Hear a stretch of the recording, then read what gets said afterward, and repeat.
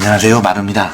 여러분들이 기본적인 토로서부터 어느 정도 인체 틀까지 간단하게 연습하는 동안 저는 드로잉의 접근법, 약간의 개념, 이걸 좀 말씀드렸죠. 이런 것들을 알게 되면 알게 될수록 백지에서는 어느 보이지 않는 선이나 이 점들이 떠오르게 된다고 제가 저번에 말씀드렸는데요. 이것들은 거점이라고 저는 말을 합니다. 거점은 인체를 그렸을 때 꺾이는 지점, 가장 높게 튀어나온 지점, 들어간 부분, 근육의 흐름이 교차되는 그 교차점, 이런 것들이 다양하게 이를 점으로 나오게 돼요.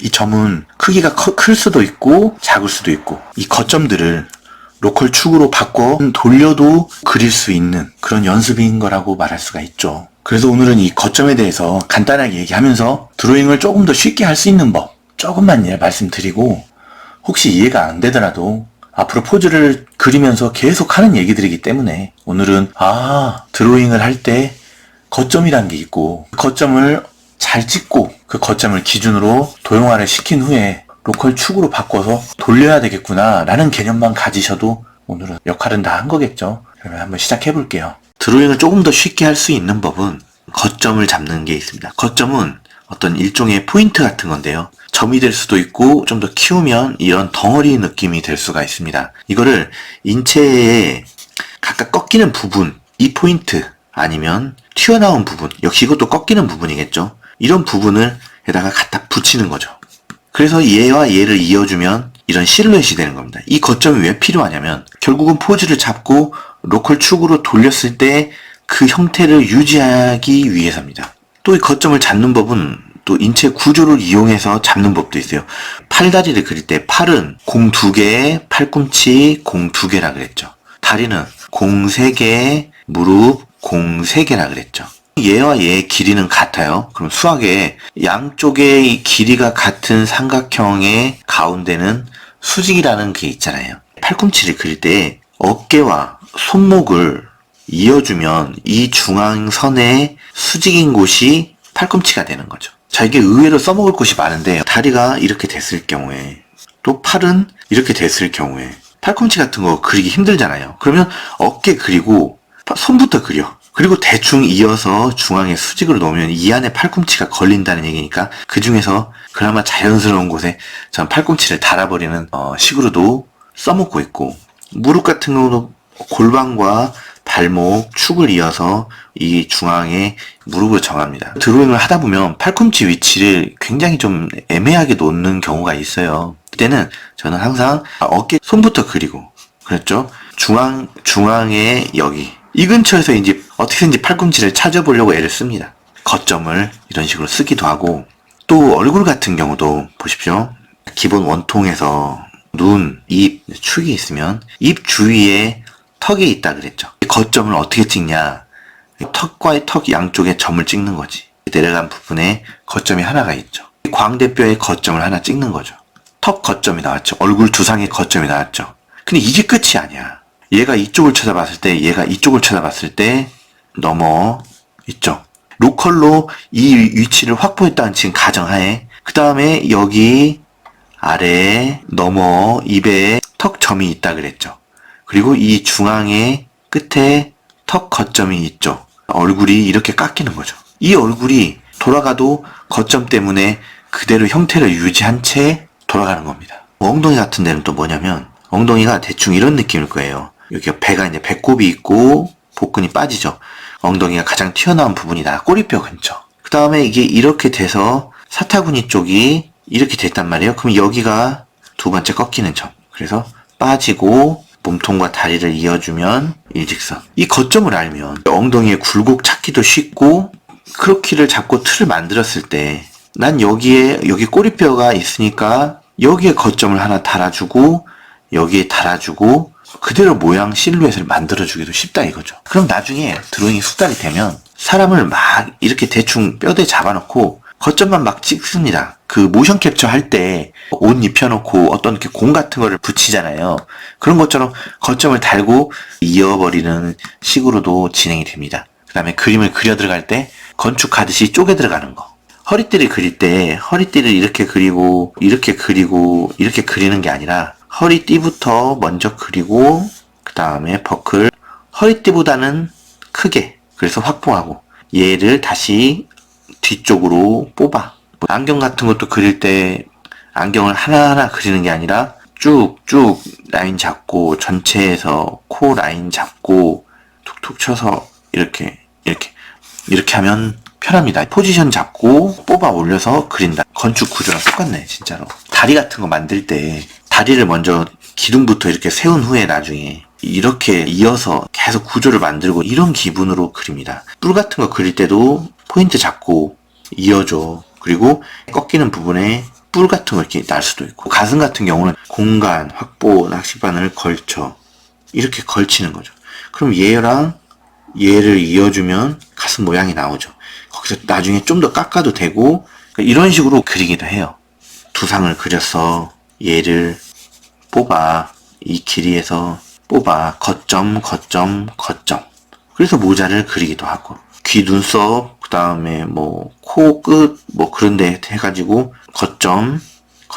그래서 귀. 그 다음 귀. 턱 같은 것도 그냥 이렇게 한쪽부터 그리는 것보다는 거점을 잡고 좌우로 뻗어나가든지 아니면 안쪽으로 들어오든지 하면 이 턱이 삐뚤삐뚤해지지 않겠죠. 이런 것도 있고, 또 눈 같은 경우도 사람마다 잘 그려지는 쪽 눈이 있습니다. 저 같은 경우는 오른쪽 눈을 좀 잘 그리고 왼쪽 눈이 좀 힘들어요. 오른손잡이들이 보통 그래. 그것도 그러겠죠. 오른쪽 눈을 많이 그려봐서 그래. 오른손으로. 어쨌든 그걸 그릴 때 거점으로 잘 잡고 안 그려지는 쪽 눈을 먼저 거점에 맞춰서 그려. 그 다음에 안 그려지는 쪽 눈을 잘 그려지는 쪽 눈으로 맞추면 그나마 오류가 적기도 하죠. 잘 찍어서 그대로 이어주기만 하면 눈이 얼추 맞습니다. 그 거점이란 거는 점일 수도 있지만 공간이 확보된 상태에서 끝이 거점이 돼서 뽑아 올릴 수도 있고, 아니면 점을 찍고 중심선이 돼서 그 선을 기준으로 좌우로 펼쳐질 수도 있겠구나. 그리고 이 거점이 익숙해지면 나중에 어떤 정도도 되냐면 자동차 앞면, 그다음에 옆면 이런 평면도가 있어요. 그러면은 이걸 네모로 해가지고 이 네모에서 이만큼 들어갔겠구나, 여기 이만큼 꽤 꺾여서 거점이 있구나 라고 하면은 앞과 옆면만 보고 내가 이렇게 만들어서 여기 옆면 여기서 꺾였어, 이렇게 원하는 각도에서 이 평면도만 보고도 그려 들어갈 수가 있는 거죠.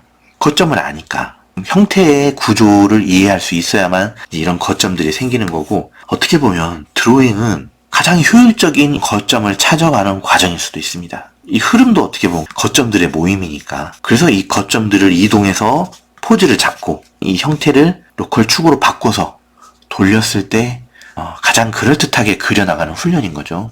말로 설명하려니까 어려워. 근데 사실 그냥 그리는 거야. 눈으로 그렇게 보이면.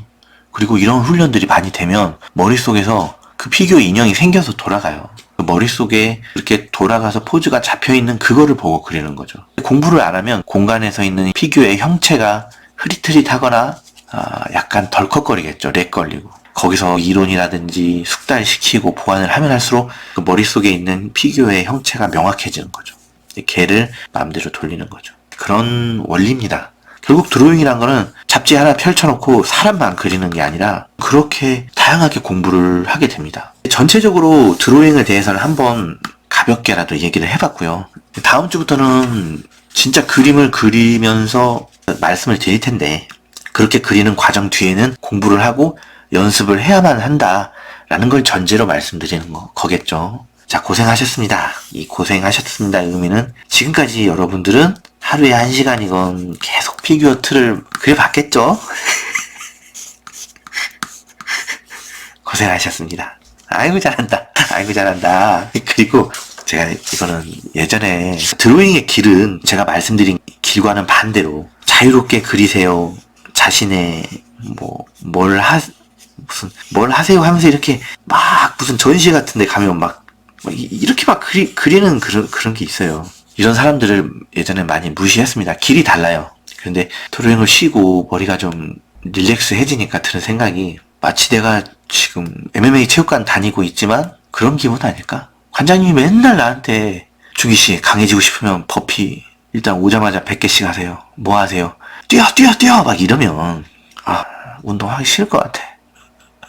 그래서 어떻게 보면 나는 하루 종일 앉아서 그림 그리고 그 체육관 가는 시간이 너무 행복한 거야. 거기서 막 뛰어놀고. 그런 관점으로 접근한 거 아닐까? 마음의 평화, 힐링. 그래서 예전과는 달리 정정하겠습니다. 이거는 그 미술 심리학, 이런 정서의 안정으로 접근을 해야 되는 거죠. 내 마음의 평화. 그래서 혹시나 이번 방송 보신 분들도 아마 드로잉이란 게 이렇게 공부할 게 많았던 거야? 오씨. 그러면서 이제 슬슬 어느 정도 눈이 차기 시작하면 뽕이 차오르면서 이제 이런 그림들을 깔 수도 있지 않을까? 그럴 때 길이 다르다. 접근법이 다르다. 라는 걸 생각해 주시면서 제가 추구하는 드로잉의 길은 어떻게 보면 그 엘리트 스포츠처럼 실적을 내야만 하는 대학 진학 아니면 취업을 위한 드로잉일 수도 있습니다. 취미 하시는 분이 안 맞으면 억지로 막 이런 식으로 할 필요가 없어요. 오히려 그림에 대한 재미가 떨어져 버립니다. 실적을 내기 위한 스포츠 선수들은 어느 정도의 부상이라든지 너무 짜증나서 도망치고 싶은 이 마음들은 안고 가는 거잖아요. 감수하고 가는 겁니다. 그러면 이쪽 사람들은 나의 행복, 평화를 위해서 어느 정도의 실력은 버리고 가는 거죠. 드로잉의 길이 있는데 뭘 추구하고 뭘 버리느냐의 차이일 뿐인 것 같아요. 어쨌든 제 방송을 와주시는 분들은 이쪽이다. 그리고 실력이 늘든 안 늘든 이런 사람도 있습니다. 사실 이게 저 같은 경우죠. 조금씩 가더라도 이쪽 길을 추구하면서 이 과정을 수련하는 것처럼 제가 격투기 체육관 가면 놀고 그러진 않아요. 관장님이 말씀해주신 동작을 제대로 지키려고 애를 쓰면서 대신 프로 선수들이 400m를 1분 20초 안에 들어야 된다면 저는 2분, 3분 그리고 버피 100개씩 인터벌로 돌리면 저는 30개 하고 쉬고. 그러니까 접근하는 방식은 똑같은데 아주 천천히 아주 조금씩 힘들면 쉬면서 가는 거죠. 이제 그런 분들도 있을 텐데 제 채널은 아마 그런 분들에게 가장 도움이 되는 채널이 될 것 같아요. 자, 그럼 다음 주부터 해보죠. 감사합니다.